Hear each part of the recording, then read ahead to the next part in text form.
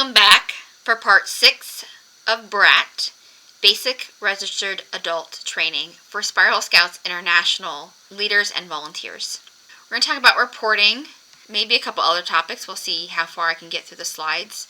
We're about halfway through, yay! I want to talk about our monthly required reports for all charters. If you're a Hearth, even some of these are required for you. Files for financial and activity monthly reports are found in the leader area. So that's once you get moved into the Spiral Scouts International team. If you're still in the process of chartering, you're not in that team yet, and you may not have access to some of these documents. You will go to the Spiral Scouts International team. Under General at the top will be the monthly activity report and these other reports. There's a little plus arrow that shows you more of them. It says like +6. So that includes financial reporting, child abuse reporting, information change form, the end of fundraiser report, the charter sponsor form, and International Super Spiral Award application. The two that we have to do every month are the financial and the activity monthly report. We get funding to some extent from grants based on our volunteer hours and how our charters are funded. We keep track of that to be honest and transparent about our activities. The financial monthly report is also part of our yearly cash flow statement. Not filling out these forms can lead to a charter getting put on probation, which can include not being able to participate in certain Spiral Scouts activities, not being able to order badges from the store, not being able to register or renew. For more information on that, reach out to HQ. I am unaware of any charter ever being put on probation. We haven't had that problem yet. So if you are having trouble with this, reach out to us. Let us know what the problem is. We may be able to help you. Our CEO, our VP, myself, would be more than happy to walk you through this, or charters remain on probation until reports are submitted and missing reports or documents are provided. Activity reports include the following information. They are mandatory for circles and hearths. This gives us the date of your activity, the number of scouts and RAs, the type of activities you covered, badges being worked on, and fundraising done during the month. If you're a Hearth and you're like me and you do activities every day, I usually just put in a date for each week. The big thing, we mainly want to know what scouts are working on, what they're doing, the number of meetings held. Additionally, this allows us to see what badges are the most popular or the least popular so that we can make changes to the curriculum. We always want our program to be serving the needs of the scouts. Many of our badges and awards have been created from ideas submitted by our leaders. I feel like this is a good plug for our badge development chair. Many of our badges and awards have been created from ideas submitted by our leaders. I'm going to do a shameless plug for our badge chair. If you have an idea for a badge or even a suggestion for a replacement activity for when we go to update badges, please contact our badge development chair at badgechair@spiralscouts.org. This can also be a way for older scouts to earn their Spirit Community Service badge, among others. These are required for all charters. You have to submit any related receipts and bank statements, as well as funds provided by parents.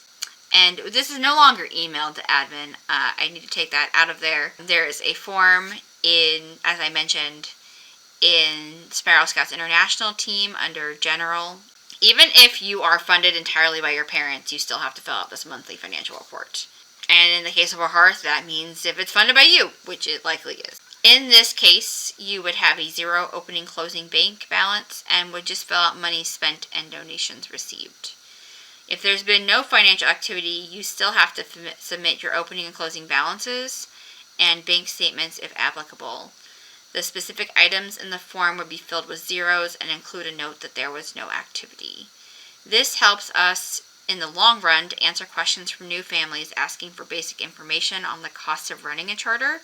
We are trying to aggregate this data so that we can better help incoming charters gauge potential cost. Spiral Scouts HQ has the responsibility of keeping accurate financial records, which is why we require our groups to submit monthly reports. Failure to comply with those set forth by Spiral Scouts International could result in your group being placed on probation, and further noncompliance can result in revoking your charter.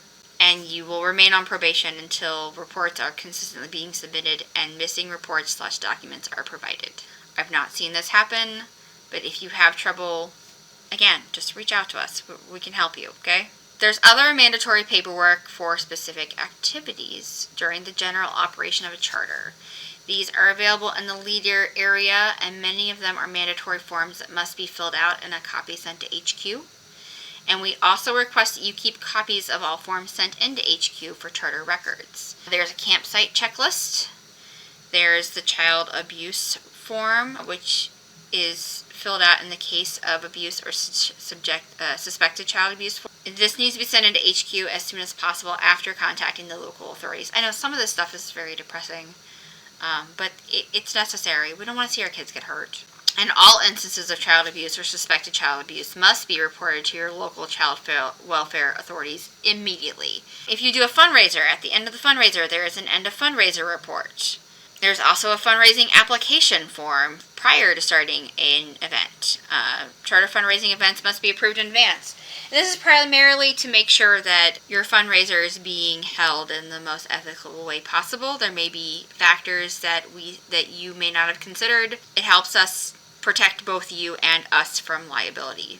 An incident report for any injuries or other incidents that occur during a charter meeting. So if there's an accident that requires medical attention by an adult, accidents causing an injury that require medical attention by a medical professional, disputes between leaders, scouts, or parents that could become a concern for the charter or that you may need help with Spiral Scouts for, severe behavior issues with a scout that cause a safety concern, altercations between scouts that involve injuries requiring medical attention, incidents involving a non-Spiral Scouts member that puts a Spiral Scouts safety or well-being at risk, and any other incidents that the charter leadership feels should be brought to the attention of HQ. The information change form can occur at any time. Registered adult changes, like they leave or somebody new becomes the leader. You have scout level changes, but you don't necessarily want to buy the patch right away. Address changes for scouts and registered adults. Charter address change. Member contact information change.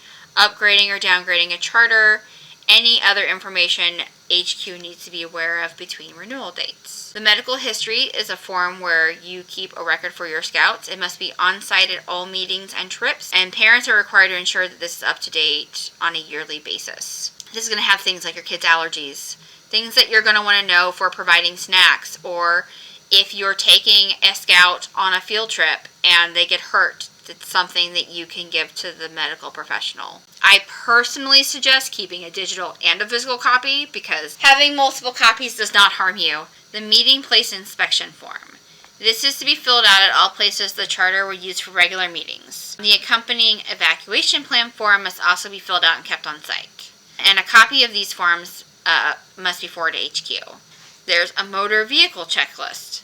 This form must be filled out in full for all vehicles that we use to transport scouts to meetings or trips if the scout is not traveling in the vehicle of their own legal parent or guardian. This should be kept on hand during the trip by charter leaders. Permission forms. There's a 2-page form. One's for leader to fill out with trip information for parents to keep, and page 2 is for parents to fill out, sign back, and give to the charter leaders. This form should be on hand during the field trips. The sponsor form and guidelines is only mandatory if a charter has a sponsor. This form is to be filled out in full with the charter sponsor information if there is one, and a copy of the form has to be sent to HQ with the charter retaining the original and the guidelines page. There's also miscellaneous. There are forms in the leaders to be able to track award and badges. There's a form to keep track of the Far Trekker hiking badge. There's resources there. This is stuff you probably just want for your charter to make your life easier. Going back to the incident reports we talked a little bit earlier, a fully completed copy of this form must be forwarded to our administration staff as soon as possible after the incident or injury. Send this to hq@spiralscouts.org. And you want to keep a copy for your charter records. And you should always have a blank copy or 2 of this at every meeting. Should the incident require use of a supplemental insurance coverage, HQ will file the appropriate forms after the primary coverage has settled their part. And if you're not sure if a form needs to be filled out, reach out to the board. We're happy to help. I also want to touch again on the reporting child abuse. In all cases, it's mandatory to report to the proper authorities and fill out this form with HQ. We keep these incidences confidential. You should keep them confidential with your leaders. Don't tell everyone about them. If you have any questions about what to divulge and not divulge, reach out to HQ. We do not discuss incidences with the media. They get directed to our PR chair, which is at PR@spiralscouts.org. And if a situation arises that you as a leader feel unable to resolve, please contact the tribal coordinator. Their email is tribaldirector@spiralscouts.org. Okay. Now that we've done all the heavy stuff, we're going to talk about regular planning versus the initial planning. And we're going to do that in the next video. So I'll see you when we return.